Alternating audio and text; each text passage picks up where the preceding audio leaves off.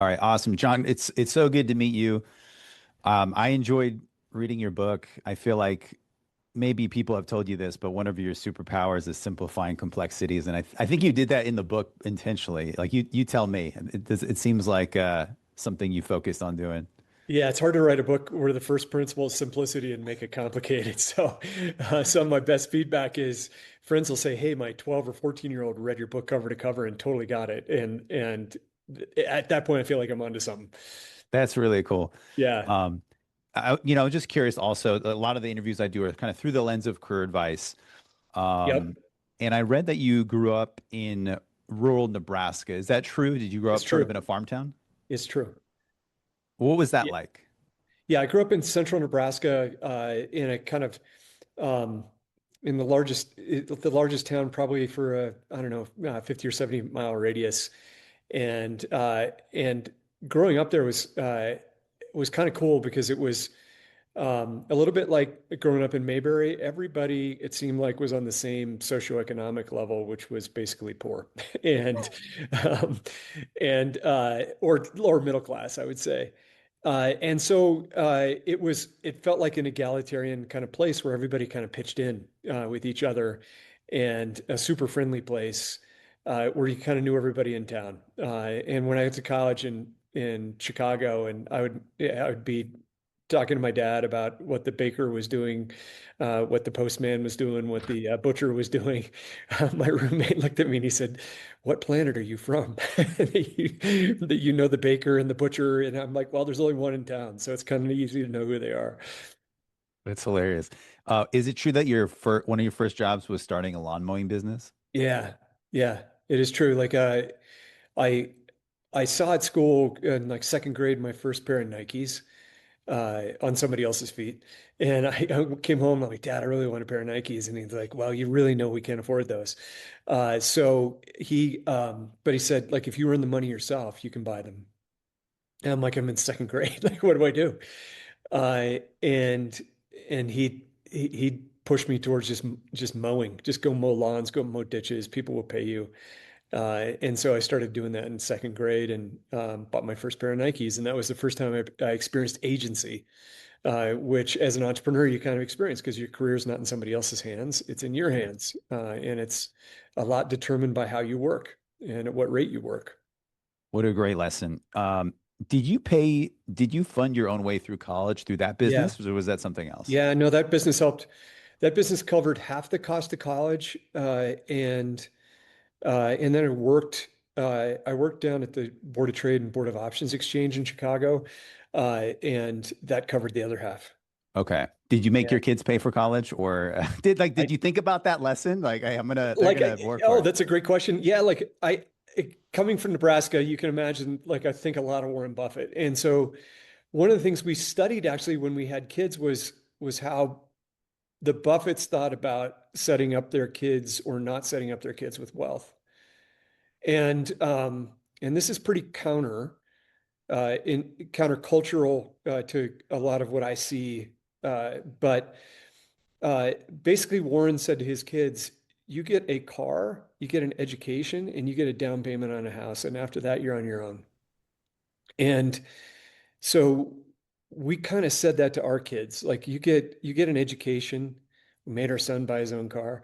Um, you get an education, and that's going to set you up for life. And there are literally billions of people that don't get that. So we're going to take our money and help them together. So we're going to give away 90% of what we have because there's no point in keeping it. And you guys will be in the top 1% if you've already got an education paid for. So that's how we kind of approach that whole topic. That's really cool. Yeah. Wow. What did your parents do for a living?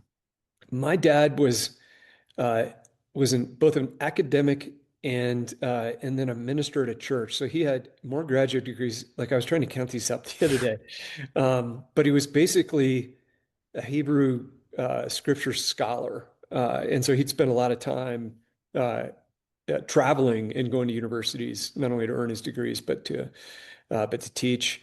And my mom had me when she was a sophomore in college, so she never finished college.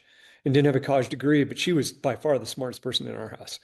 And so she wanted to be a school teacher, but she couldn't be a school teacher because she didn't have a degree.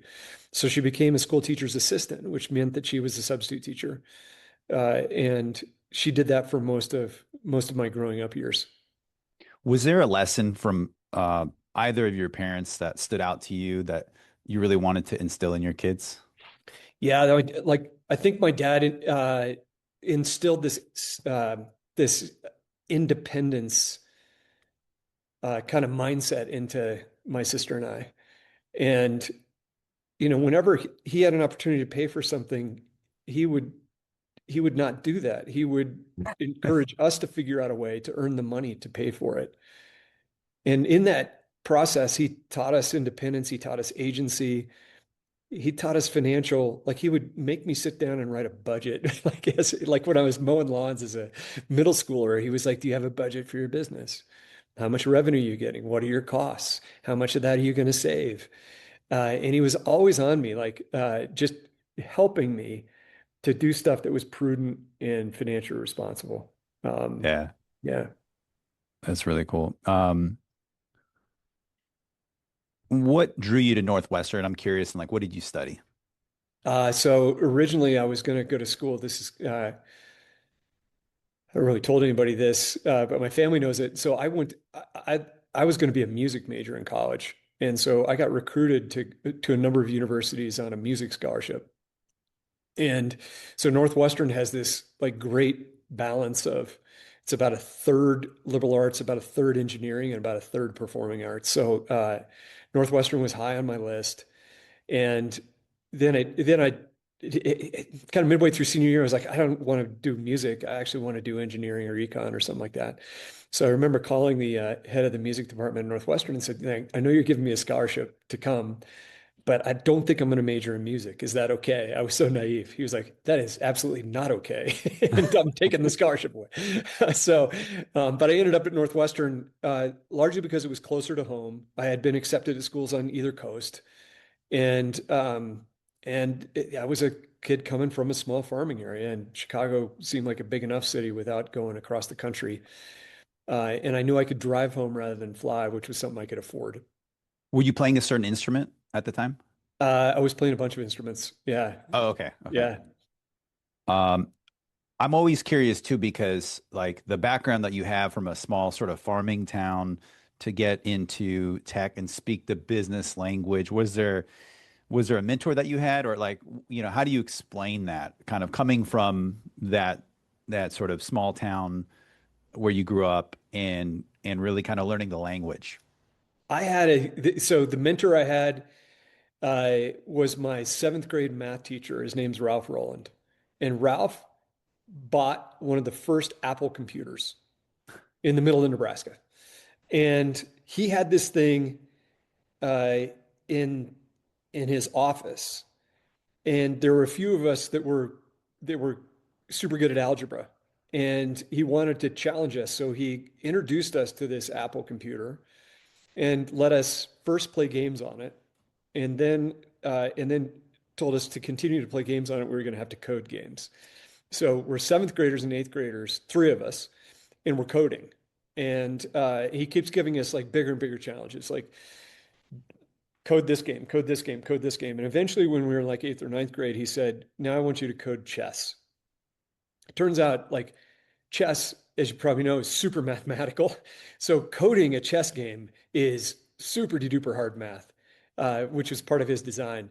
Mhm. But it was in those challenges and in coding that set me on a course. That often say like if you're an educator, educators can have a enormous and outsized impact on kids that they don't even understand. And Ralph's not alive today, but I'd love to write him back and say, "Hey, here's what you did for me," because I got to college in Chicago.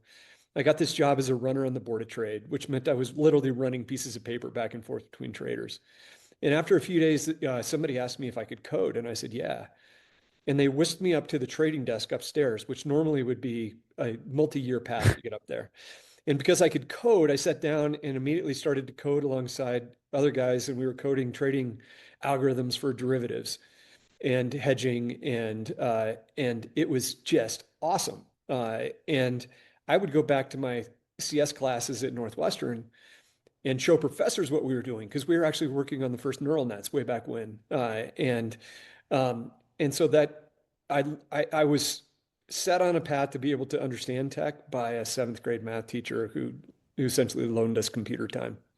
Wow, that's Yeah. amazing. You know, it's interesting. Usually, when I read someone's business book, it's like part memoir, part, business book. It sounds like you intentionally just gave us, the kitchen sink of the algorithm. So it's so cool to hear the backstory. Yeah, I intentionally wanted to like not spend time on me, but spend time on the algorithm because the business books that have impacted me are not about the author. They're about the idea or the Yeah, framework. And so, yeah, so I didn't include much background on who I was because I wanted to dive right into the material. that's cool. Yeah. I love both. So if you don't mind, we're gonna keep going. So one of my mentors, he kind of looks at a career in like three chapters or so, like first Okay. 13 years, next 13, etc. I was looking at the first chapter-ish of your career because I do think about the lessons, even from the lawn mowing business. I often ask people like, "What's the first job you ever had?" You and I just talked about that at length. But when you think about that first chapter of your career, time at Bain, um, monster moves, first notice systems. How do you feel like that first chapter maybe set you up for the successes that you had later? What were some of the like big things that you learned through that first chapter of your career? When I was in college working and coding at the on the options and futures exchanges, I had a boss who was a mentor. Uh, and his name was Gary Genter. And Gary would sit down with me and say, "Hey," he got to know me and he's like, "Hey, you didn't grow up in a business household. Nobody was talking business around your dinner table. So you got a lot of ground to make up." And so it was him that encouraged me. He's like, "You got to go to a place where you can learn the most about business in the shortest period of time. You got to get exposed to operations, to manufacturing, to sales, to distribution, strategy, et cetera." He's like, "You got to go interview with one of the big consulting firms." And so that set me on a course that I eventually ended up at Bain. And Bain was amazing because it was everything that Gary said. I was learning so many aspects of business. The way the pace worked there is you were on a client or a case for 3 or 6 months. So it was constantly you're rotating. And I did everything from pharma to meat packing to semiconductor manufacturing. Like it was incredible the stuff I was learning. And so that kind of set me on a course uh, to to really grow my business skills and analytical skills because I That had was like your MBA on steroids. it totally was. And it gave me what a lot of people get in a business school, which it gave me a network. Like Mm. I started with 72 peers in a program. We were really close to the 72 ahead of us and the 72 in the class behind us. So I walked out of there with basically a network like you get in business school too. So I got the learning and the network. But really importantly, they were starting what's now Bain Ventures in a conference room outside of, or I sat outside this conference room. They're starting Bain Ventures. And three of us were getting grabbed pretty constantly because the senior partner who was starting that had no staff. And so he would grab us and say, "Hey, kids, can you run some numbers?" And one of those kids that was grabbed alongside me was a guy named Mike Krupka, who ended up being one of the founders of Bain Ventures. And Mike was the guy who handed me a business plan that I fell in love with and said, "You ought to go do this. And I know the people that back you will back you. I know some other people." So that led to my first company, uh, uh, which uh, which was I didn't spend much time really thinking about, am I an entrepreneur? Can I do this? All this kind of stuff. I mean, I spent a little time and got some feedback, but I just jumped right in without really thinking about jumping into the deep end, and it was exactly the right thing for me. And I was lucky that those people at Bain and Bain Ventures kind of saw in me that I was an entrepreneur and Mm. somebody they wanted to back.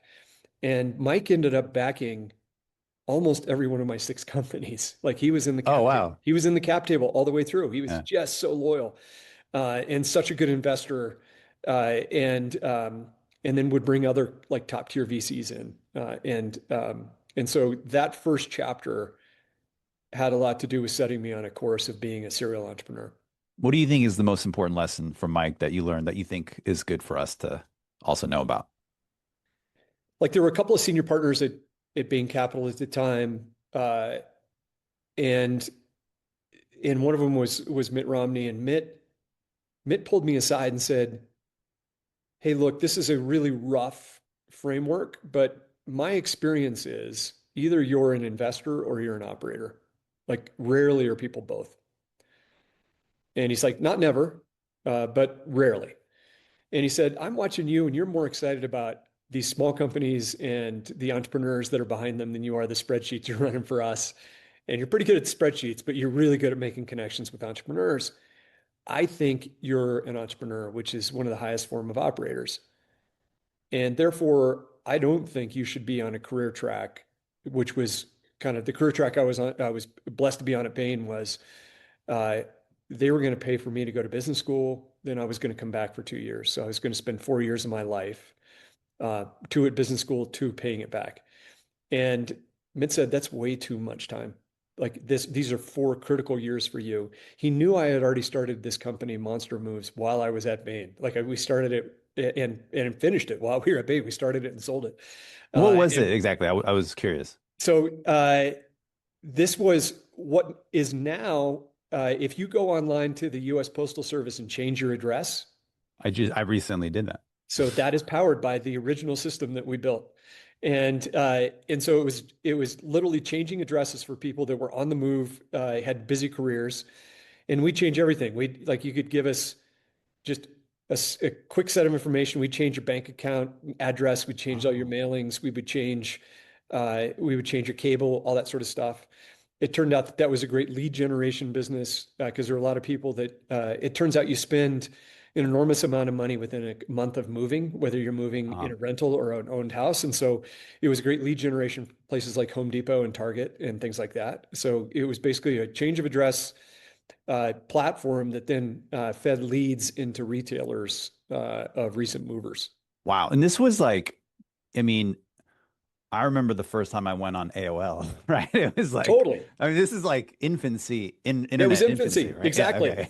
It was right back then. In fact, AOL was like we had an interface to AOL. So it was total infancy of the internet. Okay. And the fact that, people would trust people to do things like this was pretty crazy too.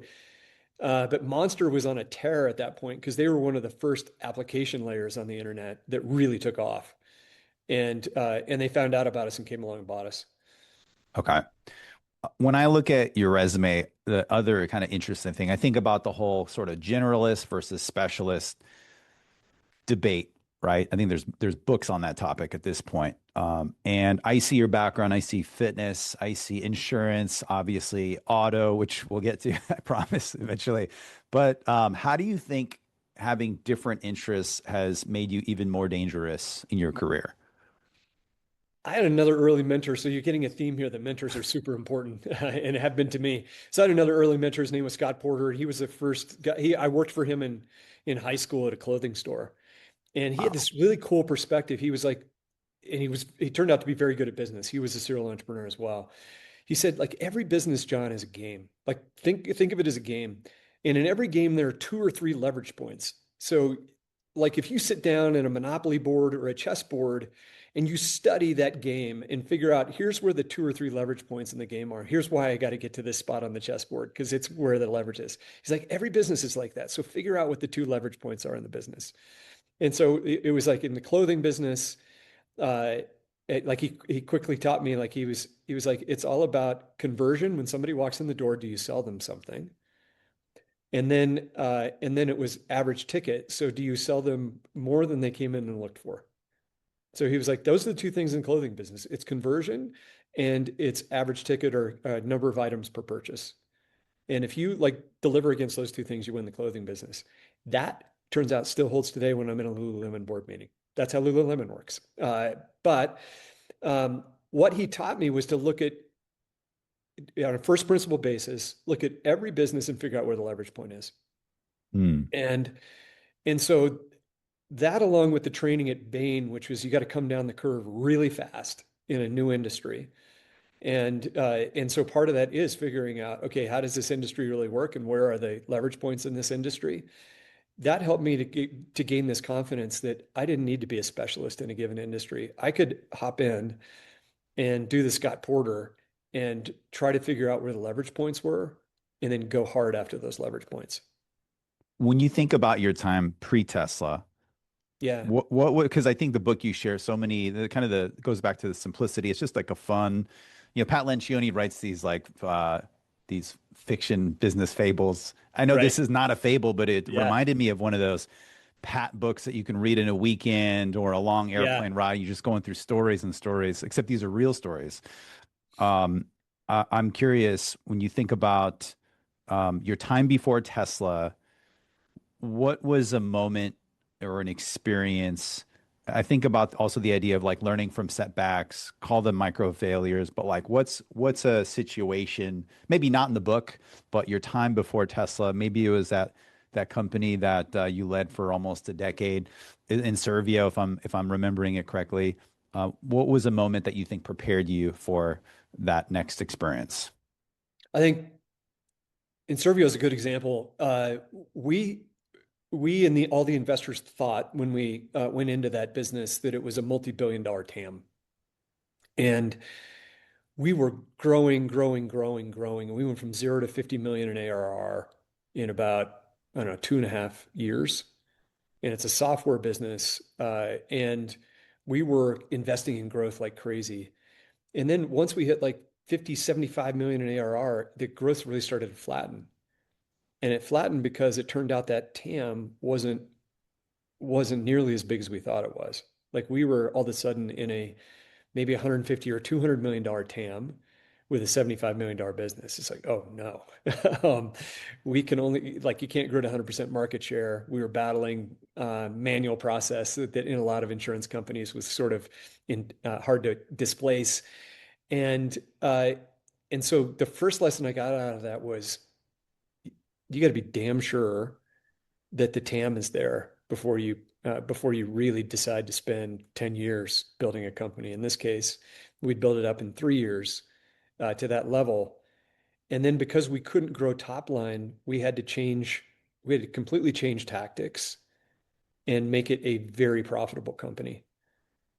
So roughly it was doing roughly 75 million in ARR, and we had it doing close to 45 in EBITDA because we knew that's the only way we could sell the thing. If it was super duper profitable.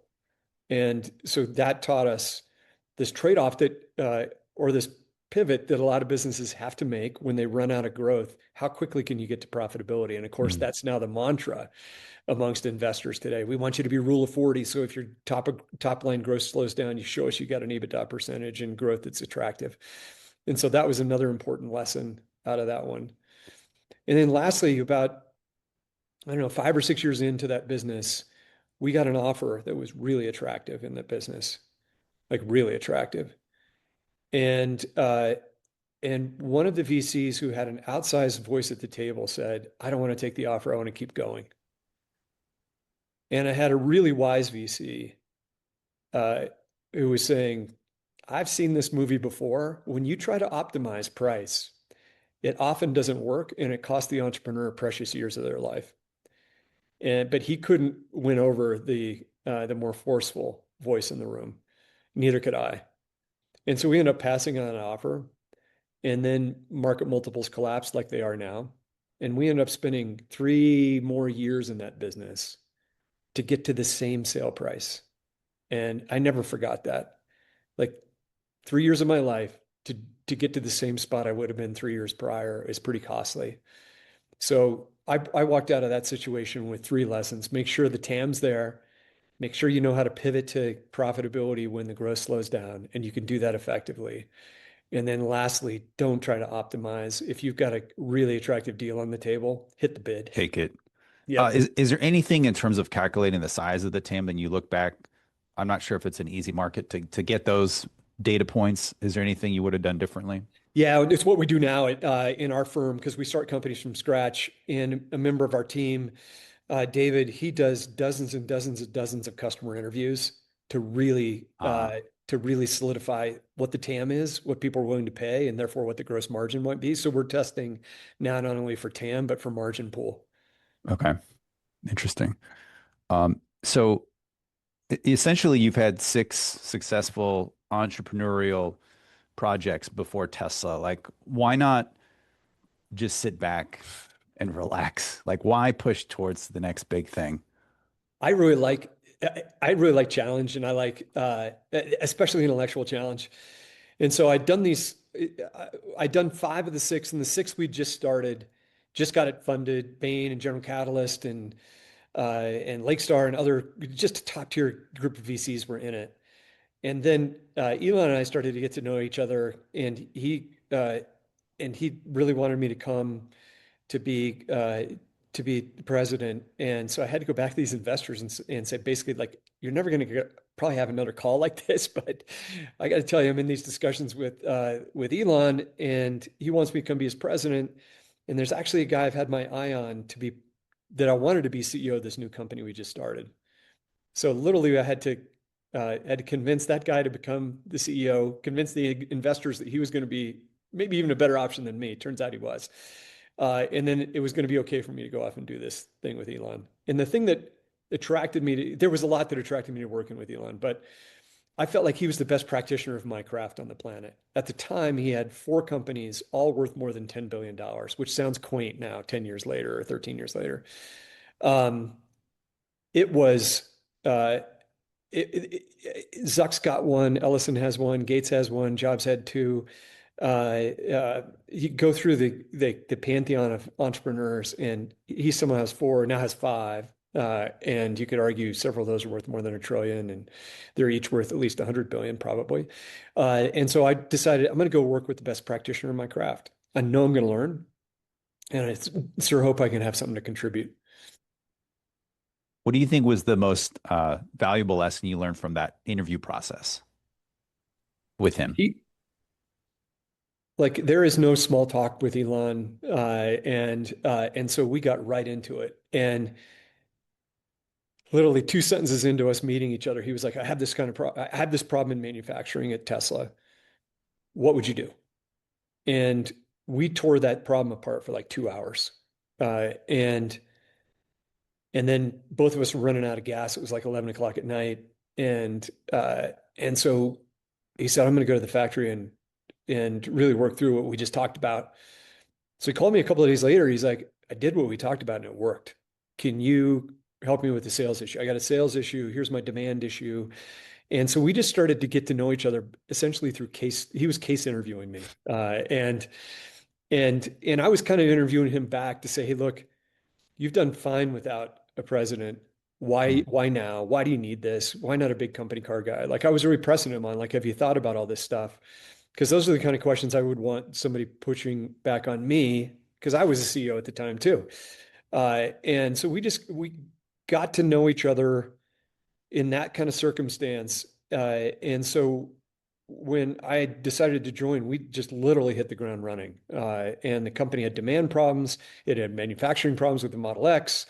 It had a raft of stuff to get through, and we just dove in. And my first takeaway was, wow, with world-class talent around you, the kind of talent that he hires, it's almost an unfair advantage because you can point that army in a direction and they go make so much progress, more progress than I could imagine. I was like running to stay ahead of them.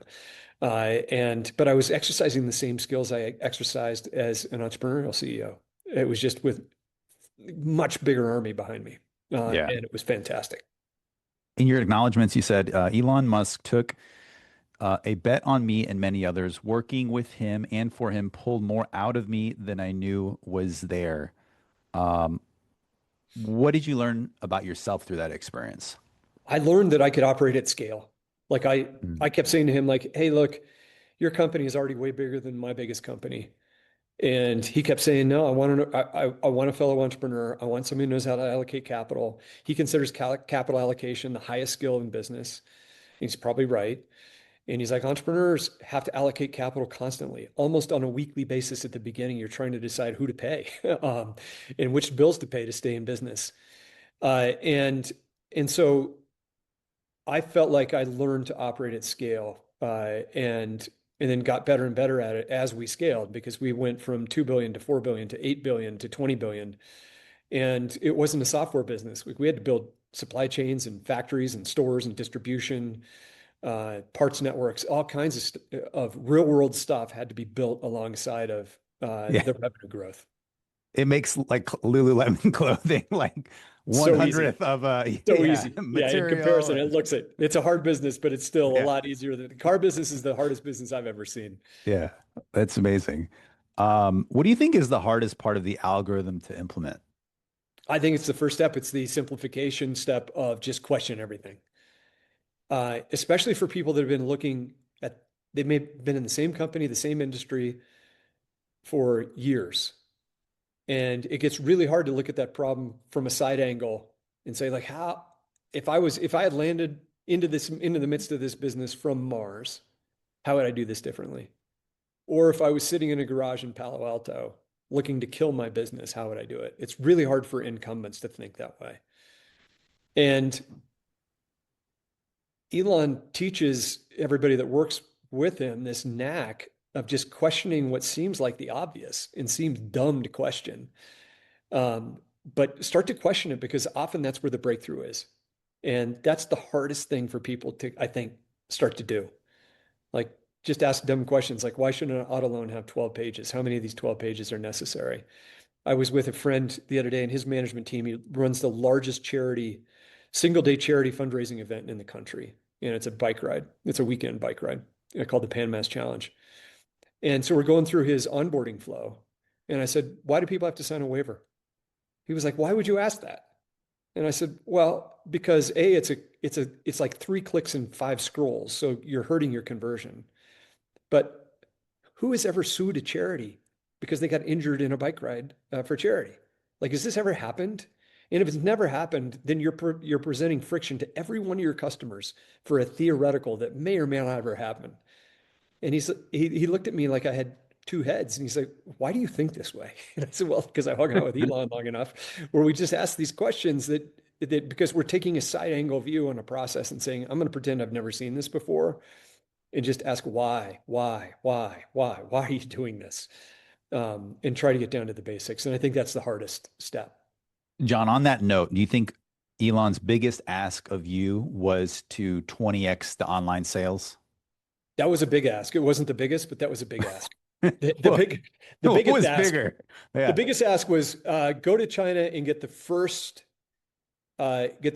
Western company factory with no economic joint venture sharing. So basically no economic JV. And I was like, geez, GM doesn't have that. Procter and Gamble doesn't have that. Apple doesn't have that. Like nobody has that. And it turned out that was a pretty tall order. It took us 14 months of negotiating to get to that end goal. But again, nobody entering China that I knew as a CEO would say, do you really have to do a joint venture? Do you really have to share 50% of the cash flow? Because that really doesn't make the business all that attractive. You have to share 50%. He just has this way of Is it asking. that much? It's the 50%.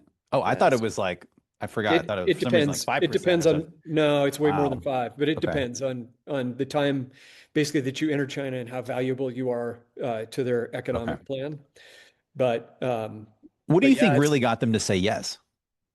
well, every 5 years China publishes a 5 year economic plan, and this is like a series of five. So they publish a 5 year economic plan, usually with five industries that they want to gain a toehold in and then eventually dominate. And when we showed up, their 2015 plan, and we showed up in like 2016, 2017, their economic plan was electric cars, batteries, solar panels, uh, ASIC chips, and autonomy. So the reason we eventually got the deal that we got is we checked all five boxes on their economic plan. Wow. Okay. What was the most stressful moment?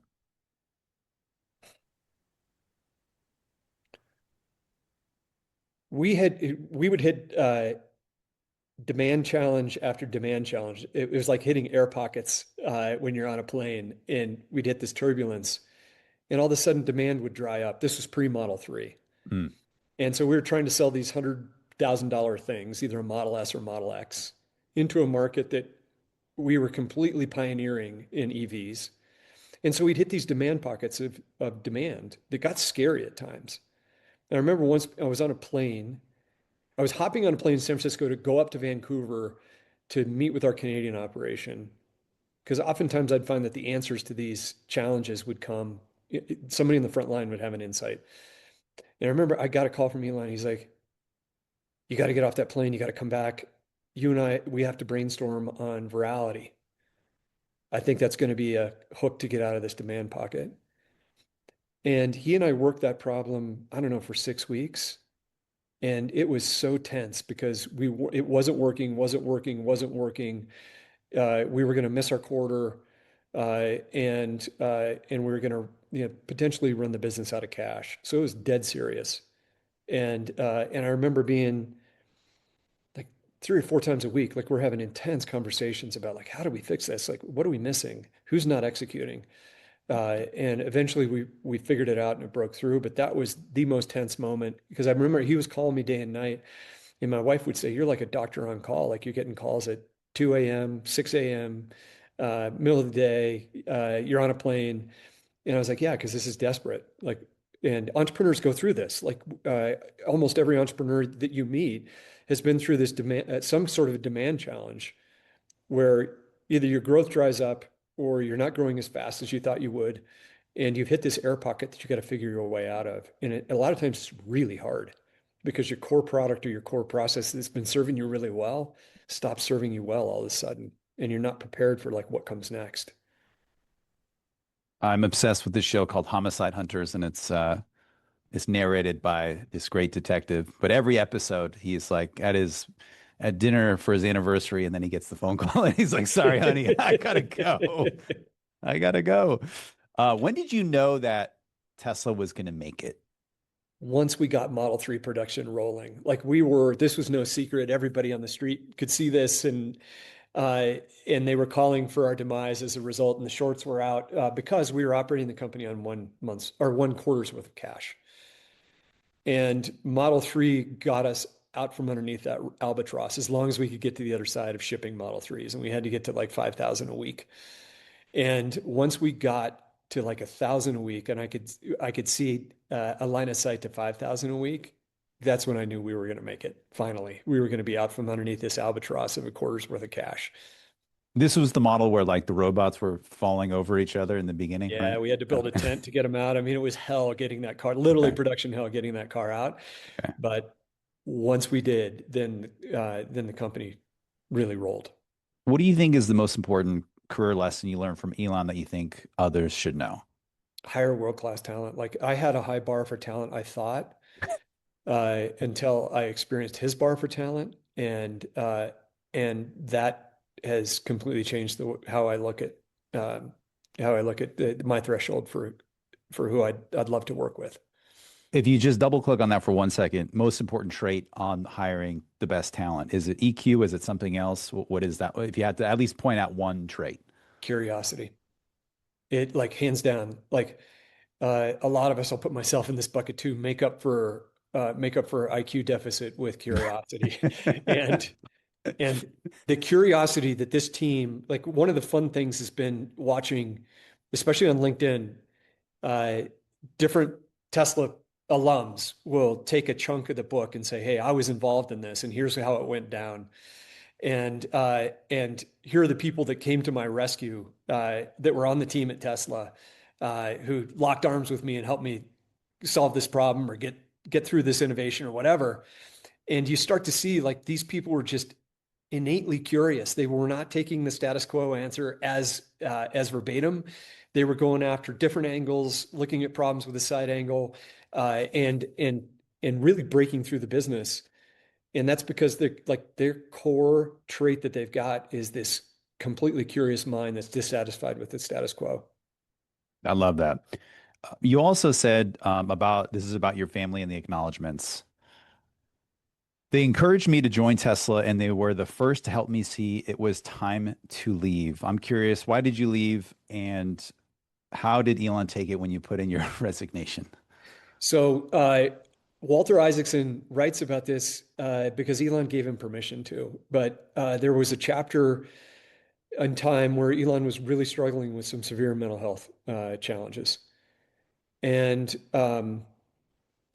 he wanted Walter to write about it so that people could know that you could go through a super tough time with really tough mental health challenges, but make it through to the other side, and still, in Elon's words, be useful.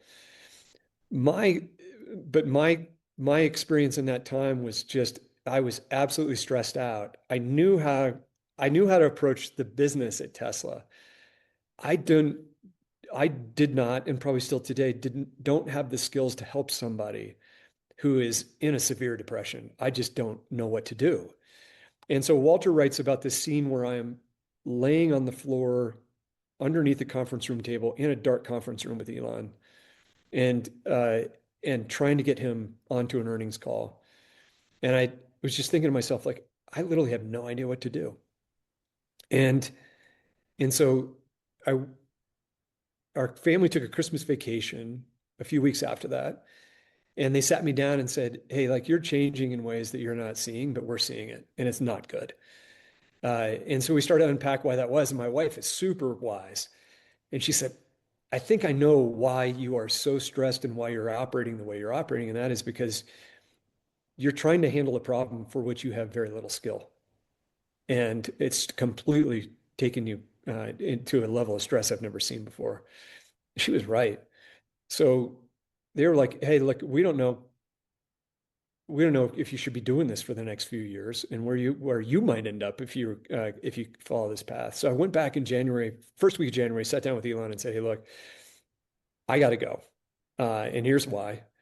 Uh, Both of us, like, it was a kind of a touching time because both of our eyes kind of welled up in that discussion. We really liked working with each other. I liked working with him. But I was like, "Man, I'm so ill-equipped for this chapter of what you're going through. And you need to get that addressed. And then I need to go back to my entrepreneurial roots and scratch that itch too." So, so that's how the conversation kind of played out. And I think we were both in a little bit of shock. I was in shock that I'd actually said it out loud, and he was like processing it. So we got together and redid the conversation several times. Um, but I said, "I'm not trying to leverage you for my higher pay or anything like that. Like I literally think I got to go just for my health." And so that's why I left Tesla. I love the job. I love the people. Probably still be in the job if we hadn't gone through that chapter because I just loved it. Yeah. Well, I appreciate you sharing that. It sounds like maybe the hardest decision. I think sometimes people early on also get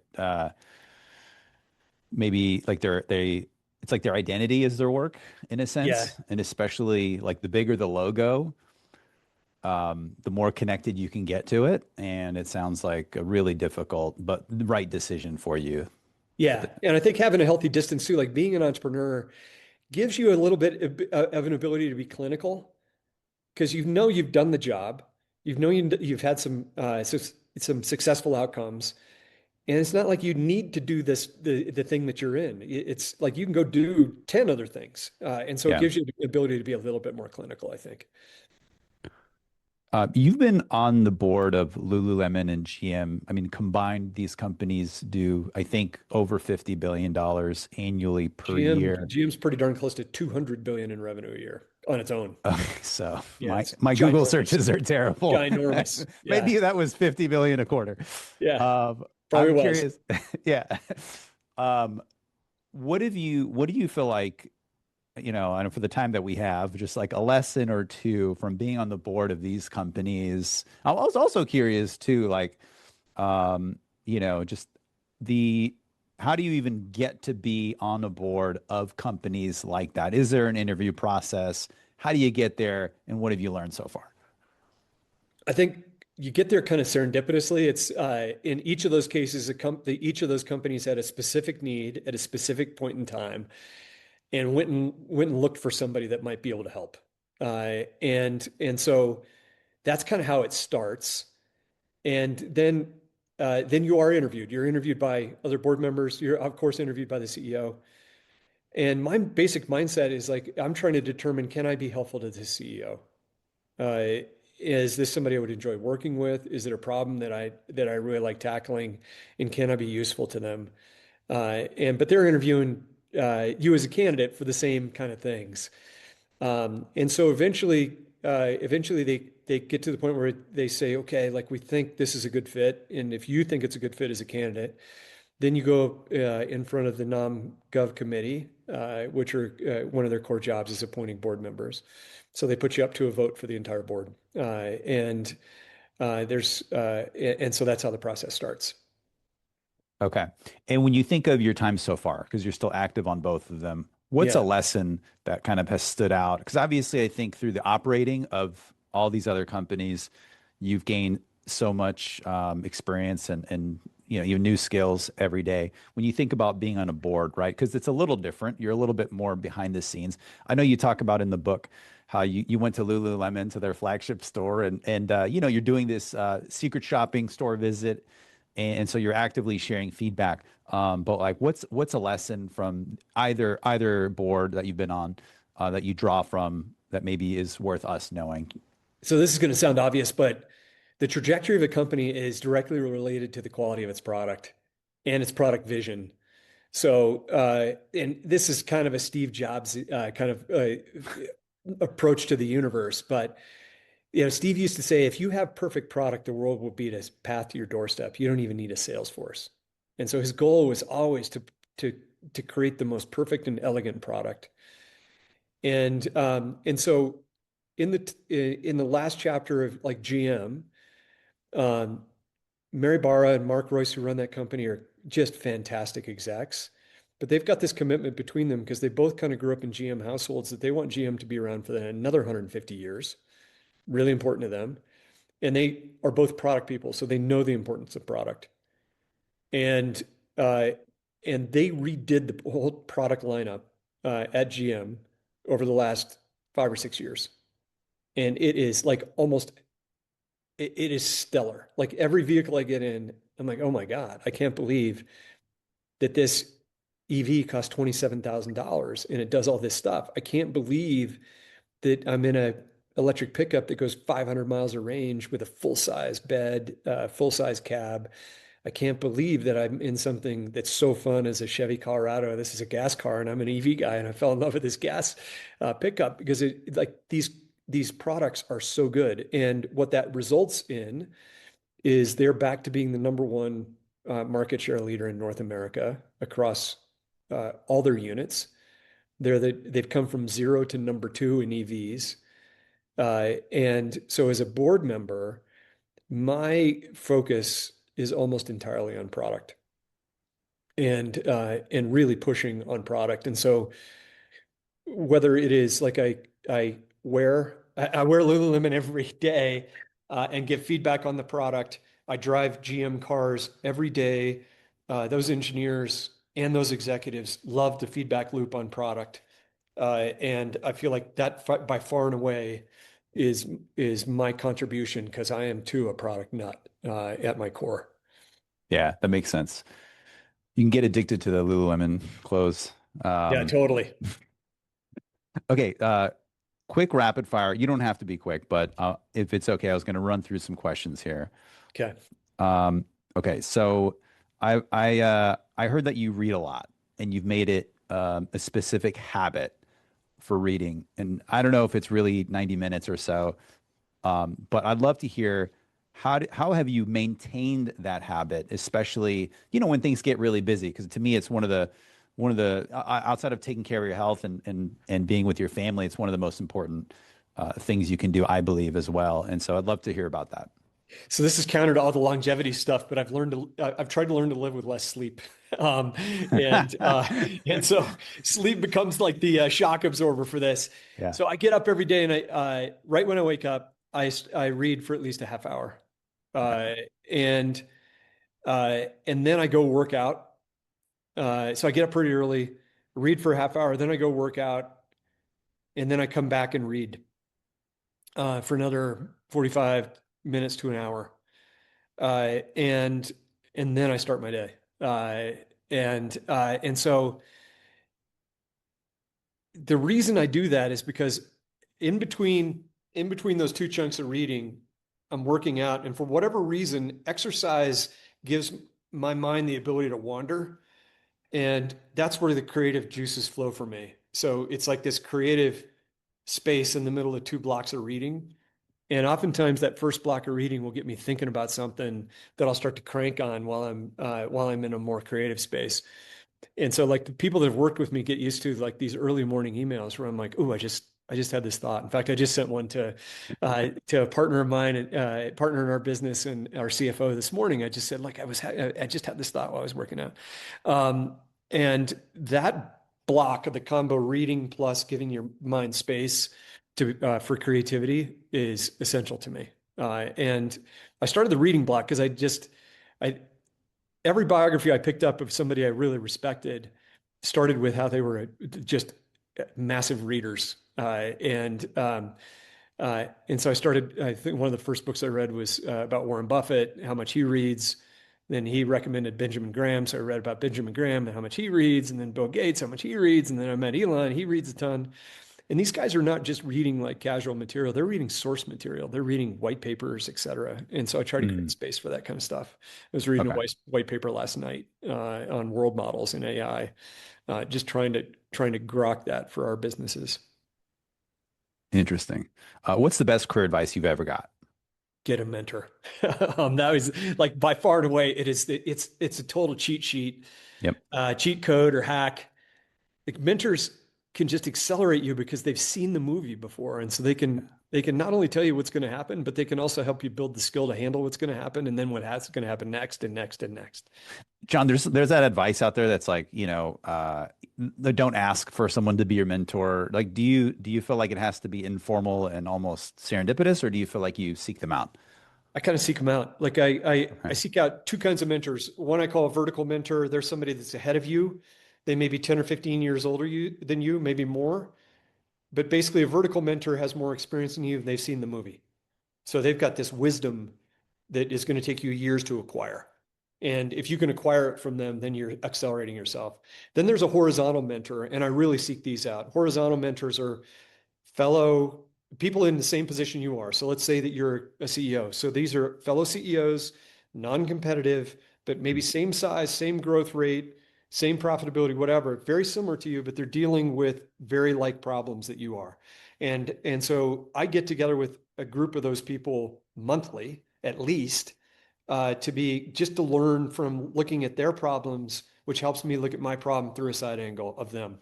And they're often helping me with my problem too. So like I think about mentors as both vertical and horizontal, and I actively seek them out. Like I was with Okay. this mentor of mine last week, a guy that is so generous with his time in Silicon Valley, Scott Cook, who is the founder of Intuit. And Scott has been a mentor to me, and I have sought him out and literally asked him, like, hey, I'm coming. When I first came to Silicon Valley, I said, Scott, I'm coming here. Could you mentor me? And and it turns out like I'm the thousandth person that's asking that. Like he's totally wired for that. And I meet a lot of his execs at Intuit who say, oh, yeah, Scott's been the most important mentor of my life. And he was one of the first board members of Amazon. I meet Amazon uh, executives who will say like Scott's the most important mentor, but he was asked. And so don't I don't believe in this adage you shouldn't ask. I do ask. Okay. And I love that. it's worked pretty well. Okay. No, it's great advice. I feel like it's a little almost counterintuitive from what I've heard, but I think it's great. What's one thing you know now that you wish you knew at 40? It's a good question. I So this is more for parents. You don't get a second shot. And the years go by so fast. Like there's this old adage, like the people say to you when you first have a baby, hey, the hours and days are long, but the years are fast. And the hours and days are long when you have a baby. It's like, oh my God, I'm exhausted. How do I get through this day? But you look back and it's like, oh my God, I blinked and my child was going to school, and I blinked again and they were graduating from high school, and I blinked again and they were graduating from college. And so I would have found more ways at 40 just to slow things down if I could, and spend more time at those ages, because it doesn't come back. Fast forward 20 years from now, what do you hope Connor and Hannah say about you as a dad? Oof. I hope, I just hope, baseline, I hope they say I was a good dad. And like, I've been adopting this mantra over the past year, which is really a Buffett mantra. Buffett gave this interview. He's given several interviews uh, to Becky Quick at CNBC, and she asked him this question, like, "What do you want to be known for?" And he said, "And what do you want your kids to be known for?" And and he said, "Kindness." And so I've been trying to like work that forward into my frontal lobe, and I'd love it if Connor and Hannah said he was a good dad, but he taught us kindness. Love that. What's one thing you've learned about managing grief? That it is like an unpredictable wave. It is you don't get through grief in a linear way. You don't get through it in a timeline. It comes roaring back at times where you least expect it. So don't think you're experiencing something that nobody else is experiencing. I lost my dad and one of my best friends 12 years ago, and I'll be walking down a street and have a memory of one of them, and it just wrecks me. And I have a close friend who just died, and I'm trying to wrap my arms around his kids who are in their late 20s and early 30s. And they'll write me and say, like, where does this wave of grief come from? Is this natural? And I'm like, yeah, it's totally natural. And so that's what I've learned about grief is it doesn't go away permanently. The pain definitely subsides, but it will crash in on you when you least expect it sometimes, just for a brief moment, just a memory or whatever. Is there, well, this might be a long list, but is there a book that you recommend other people read or that you gift the most? And I welcome more than one. Yeah. So like lately I've been saying, man, the best book I've read in a long time is Unreasonable Hospitality by Will Guidara. I think it applies to every business, every personal interaction. It's super good. My pantheon of books uh, are The Goal, which teaches you to simplify. It's by an MIT professor called Ellie Goldratt. Uh, Sam Walton's Made in America. It teaches you the benefit of valuing your frontline employees. I really hope Doug McMillan writes a book as a follow-up because I think he'd had a lot to add to his founder on that topic. Uh, Amazon, this book about Amazon called Working Backwards that I really like, and I've been blessed to get to know Jeff Wilke, who's behind a lot of the things that you know about Amazon in terms of the memo and two-way doors and one-way doors um, and and then the 7 habits of highly effective people is really how I still frame my days and weeks and months. So those are the books that are top of mind for me. Love it. Last question. If you were talking to someone early on in their career, what are 2 or 3 pieces of life or career advice that you would give them? I'd say like don't be constrained by fear of failure. Like a lot, I just hear so much of like, I don't know if I could be an entrepreneur. I don't know if I can hop out and do this. I don't know. I don't know. I don't know. I try to quiet that voice as much as I could and then just dive into the deep end. You're going to be okay. Um, I think the second is to surround yourself with mentors, and the third is just exercise curiosity, uh, curiosity in ideas, curiosity in people, curiosity and discovery of new things. Uh, like all those things are going to serve you well in an AI world. Yes, definitely. John, I'd love to do this again sometime. I know we're Yeah, at time. I really appreciate it. I'm sure maybe same. this was a little different from some of the other interviews that you did, but I Totally really loved different, it. and in that sense, like totally great. Like this, like you asked me questions that nobody else has, which is fantastic. Awesome. I'm so glad. I appreciate it. Looking forward to putting this together. Same. All right. Take care. You too. Bye.